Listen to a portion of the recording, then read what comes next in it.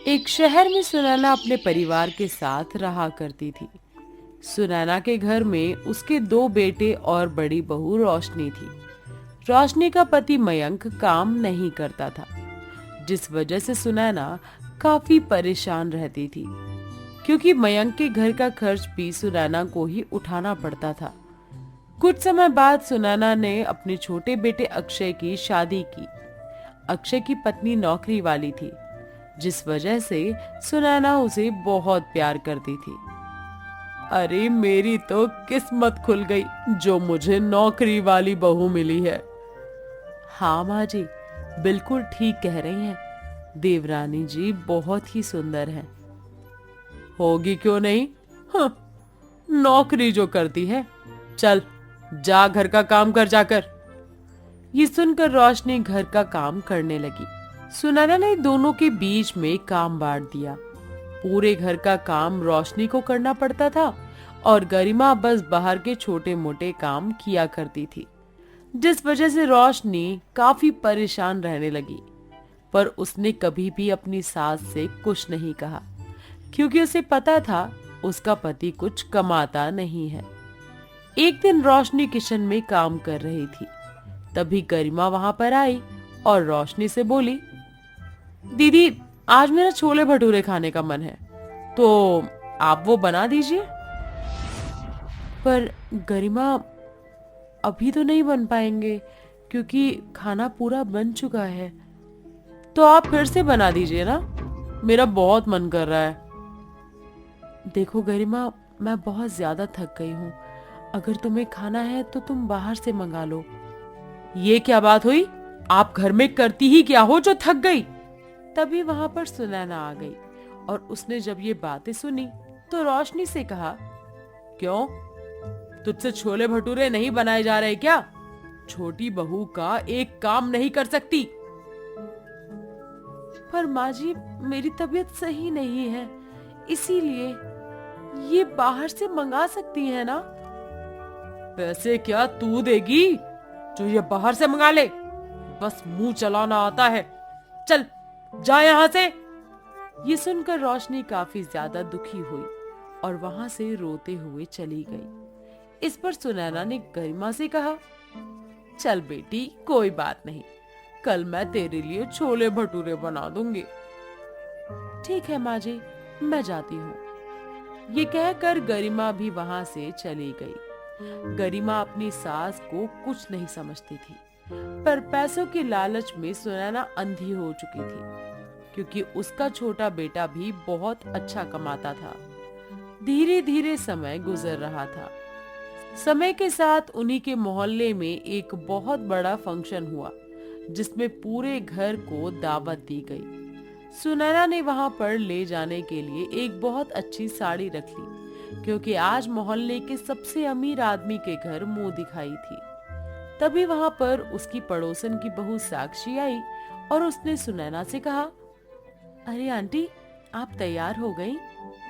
हाँ हाँ साक्षी, मैं तैयार हो गई, बस अभी चल ही रही हूँ। वैसे रोशनी नहीं जा रही है क्या? मुझे नहीं पता उसका, और वैसे भी वहां जाकर वो क्या करेगी? कुछ लेकर तो जा नहीं रही है। पर आप तो ले जा रही है ना, तो फिर वो ले जाए या ना ले जाए? ऐसे कैसे? हमारा व्यवहार अलग है, उसका व्यवहार अलग। भले ही हम एक घर में रहते हैं, पर वो अलग है, हम अलग हैं। हाँ। ये सुनकर साक्षी थोड़ा हैरान हुई।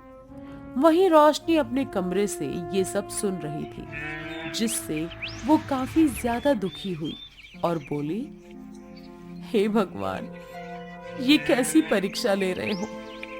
अगर पति नहीं कमाता है तो मैं पूरे घर का काम करती हूँ, फिर भी ये मुझसे कितना उल्टा सीधा कहते हैं। रोशनी पूरे दिन उदास रही। शाम को जब उसका पति मयंक आया तो उसने कहा, क्या हुआ? तुम इतनी उदास क्यों हो? आप कोई काम क्यों नहीं करते? माँ जी हमेशा मुझे ताना मारती हैं। मैं काम की तलाश कर तो रहा हूं, पर कोई मिल ही नहीं रहा। और मिल भी जाता है तो जल्दी छूट जाता है। मैं क्या कर सकता हूँ? मुझे कुछ नहीं पता। जल्दी से जल्दी कोई काम ढूंढिए। अब तो देवरानी जी भी मुझे उल्टा सीधा कहती है। ये सुनकर मयंक को भी काफी बुरा लगा। अगले दिन मयंक उठा और उसने सुनैना से कहा, माँ, मुझे कुछ पैसों की जरूरत है। आप मुझे कुछ पैसे दे दीजिए। मेरे पास पैसे नहीं है। जब देखो तब पैसे मांगने के लिए आ जाता है। कमाता क्यों नहीं है? मैं काम खोलने के लिए ही पैसे मांग रहा हूँ। धीरे धीरे आपके सारे पैसे लौटा दूंगा माँ। तभी वहां पर अक्षय आ गया और उसने कहा, किस किस के पैसे लौटाएंगे? आपको तो हराम का खाने की आदत हो चुकी है। रहने दीजिए, काम करने से क्या होगा? ये तू कैसी बातें कर रहा है अक्षय? मैं तेरा बड़ा भाई हूँ। आजकल कोई बड़ा नहीं होता, जिसके पास पैसा है वही बड़ा है। और अगर आपको इतना ही बड़ा बनने का शौक है तो पहले पैसे कमाइए। ये सुनकर मयंक को काफी ज्यादा बुरा लगा। तभी वहां गरिमा भी आ गई और उसने कहा, हाँ, तुम भी किनके मुंह लग रहे हो? ये लोग बेशरम हैं। इन्हें कोई फर्क नहीं पड़ता। अगर फर्क पड़ता तो ये यहाँ से कब से चले जाते। मुफ्त की रोटियां नहीं तोड़ते। तभी वहां पर रोशनी आई और उसने चिल्लाकर गरिमा से कहा, बस देवरानी जी, बहुत हो गया। मेरे पति से उल्टा सीधा मत कहिए। अच्छा, तो अब तू गरिमा पर चिल्लाएगी? तेरी इतनी हिम्मत? माँ जी, आपको दिख नहीं रहा है ये कैसे उनसे बात कर रही है? तो क्या ये आरती उतारेगी? सही ही तो कह रही है। तुम दोनों हमारे ऊपर बोझ बने हुए हो। इससे अच्छा तो यहाँ से चले जाओ। ये सुनकर रोशनी भी काफी ज्यादा दुखी हुई और मयंक ने रोशनी से कहा, चलो रोशनी, अब हम यहाँ नहीं रहेंगे। ये कहकर वो दोनों घर से निकल आए, जिस पर सुनैना और गरिमा काफी ज्यादा खुश हुए। पर सुनैना को पता नहीं था कि उसके बुरे दिन शुरू हो चुके हैं। धीरे धीरे समय गुजरा। अब सारा काम सुनैना को ही करना पड़ता था। एक दिन सुनैना की तबीयत खराब हो गई और उसने गरिमा से कहा, बहू, आज मेरी तबीयत खराब है, तू घर का काम कर देना। आपका दिमाग खराब है? मैं ऑफिस से ही काम करूंगी या घर पर? काम कर देना बस, बहाने बनाती रहती हैं। ये सुनकर सुनैना काफी ज्यादा दुखी हुई। तभी वहां अक्षय आ गया। इल्बादे, मेरी तबीयत खराब है। मेरे पास फालतू पैसे नहीं है जो मैं आपको दवाई दिलवा दूं। जब देखो तब तबीयत ही खराब रहती है। अपने बहू बेटे का ऐसा व्यवहार देखकर सुनैना बहुत ज्यादा हैरान हुई और उसने अपने आप से कहा, अरे, ये लोग कैसी बातें कर रहे हैं? अब तक तो सब कुछ सही था। वहीं समय के साथ सुनैना की हालत खराब होती गई और गरिमा अक्षय ने उस पर बिल्कुल भी ध्यान नहीं दिया। और एक दिन सुनैना अचानक से काम करते हुए बेहोश हो गई, जिस पर गरिमा ने अक्षय से कहा, इस बुढ़िया को उठाकर बाहर फेंक दो। इसकी दवाई के कौन देगा पैसे? मुझसे तो उम्मीद मत करना। ये सुनकर अक्षय ने भी वैसा ही किया, क्योंकि गरिमा अक्षय से ज्यादा कमाया करती थी। सुनैना को जब होश आया तो वो घर के बाहर थी। उसने काफी देर दरवाजा खटखटाया, पर उन दोनों ने दरवाजा नहीं खोला। इसके बाद सुनैना दर दर की ठोकरें खाने के लिए मजबूर हो गई। उसने काफी जगह मदद मांगी, पर किसी ने उसकी मदद नहीं की और एक दिन अचानक सड़क पर वो बेहोश हो गई।